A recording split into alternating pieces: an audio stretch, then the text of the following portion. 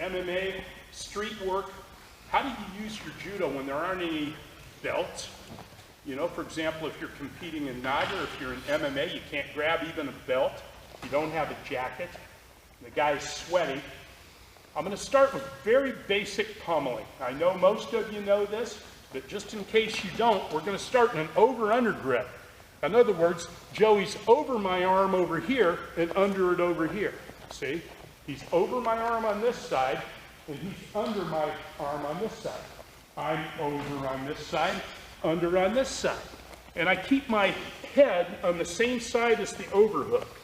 Okay? And what I'm trying to do is grip. There's bones right here in the elbow. I'm trying to grip right there because he's going to be sweaty and all.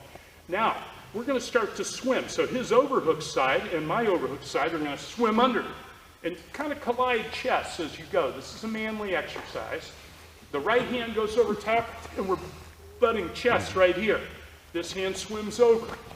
So your overhook hand is the one that's swimming. He's over there. I'm over here. So that's what we're swimming with. And eventually I want to see you guys pushing each other around the mat doing that. All right? So just start, and we'll progress from here. I'm going to teach you guys how to throw off the half beat on the mat. And that's going to catch people guessing. All right? Joey's very good at it. So anyway, get that over-under position. Toy with the pummeling. Let's make sure everybody's square with that. That's a fundamental upper body grappling exercise that you have to do. You should do it every time you practice. And then start pushing each other around when you master it. All right? Hey, go ahead. John, could I just slow speed. So you can see, by the way, everyone, this is John Saylor at our annual Shingitai training camp. And this is a drill for pummeling and getting position. And you can see a tie-up. Okay. And John, this is the start to what's going to be happening. We're going to set him up for throws. Right? Half beat. You got it. And I'll have Joey demonstrate in a minute, but we're pummeling right here. Okay, here it comes. As I pummel, no, keep pummeling with me. We're pummeling. Guys are trying to dig in. Right there it is, okay?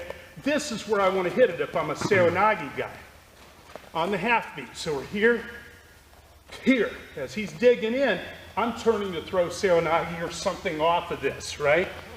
From a Seoinage type grip. Now, if I'm a taller guy, and you guys will have to determine what your attributes are. If you're short and squatty, then you're going to be doing Seoinage, or if your opponent's taller than you. It's good to have both ways. If you're a little taller, we're going to do what we call, in Judo it's a Koshi-Garuma, but we're going to call it like the Greco-Roman guys do, a slam headlock. Meaning, you take your bicep and ring his bell. We're not punching him, but it's our bicep. It's not going to injure the guy, it's good for him, all right? So we're in here, right here, here it comes. Bam, see? Right there, and then whatever throw it is, harai to the side like Derek was doing, or something to the front like a Koshi-Garuma hip wheel, I don't care. So Derek, come on out. Joey, we're going to demonstrate some throws. And since I got no rotator cuff today, my student Joey's going to do it. So pummel, and when you're ready, Joey's going to kind of inch his right foot forward. And then when he's ready, he's just going to go and back step. So go ahead. See, right there. And do it again, and then finish this time. Can you guys see? Here it comes. I thought. Here it comes. Nice finish. Notice too how he turns, looks up at the ceiling to get the guy off his back. We don't want a guy still on our back. That was excellent, Joe. Do it again. Do it again. Whenever you're ready. And you'll mix up the rhythm. Sometimes it'll be after 2 pummels. You might just do it on the first pummel. Sometimes you might do it on 4. The guys are always trying to dig under to get underhooks. Okay? Dig. Do it now. Do it now. There. Now, Joey slipped down to the wrist. I like to see, I like to see, instead of down here, if he's real sweaty, I like to see clamping down. When he digs under, you're clamping down with your armpit, and you're using these 2 bones right here as a handle. Because that's hard to, slip off of. If you're down on the wrist, it's still okay, but it's also looser. Now you judo guys, with the gi, there's more space between the bodies. This might screw you up at first because, you know, no-gi wrestling, there's less space between the bodies. And you know, John, that's a very similar, in Sambo too, it's what we call short grips, or the closer, the proximity of the shoulders to the opponent. Russian Sambo, Russian Judo is much closer in than standard Japanese Judo where there's space between the bodies. So if initially you find yourself colliding your knees or your hips, you just got to get used to it. Your body will make the adjustments, all right? That's excellent demo. Come on back. You okay with these, Derek? Oh, no. You're getting abused. Okay, so go ahead and hit it right away. Here. Yeah, excellent. Okay, that's for you guys that are shorter. So, well, boy, you're going to hit this one, all right? Now, the other guys, this is called, and we're not going to slam Derek in the melon, because we like Derek. And again, I draw the line. I'm not trying to hurt somebody. I'm just trying to put them on clear street for a second so I can throw them, you know? It's easier to throw a guy that's sitting there doing the Charleston than it is a fully defending guy. So we're going to slam him right upside the head with our bicep, ring his bell, and while he's thinking about things, we're going to throw him, okay? So, notice how Joey kind of inches that right foot forward as he's pushing him back. You know, here he comes. Now, he was real nice to Derek. Appreciate it. See, they're expecting you to try to dig under again, but instead of digging under, you're going with it.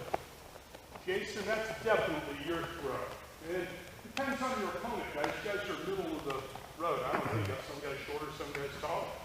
Guys taller generally go under, you know? Now, I want Joey to show one more thing. Do that slam headlock and put up to 1, 2, go. Okay. Yeah, and hold it down there. Hold it when you hit.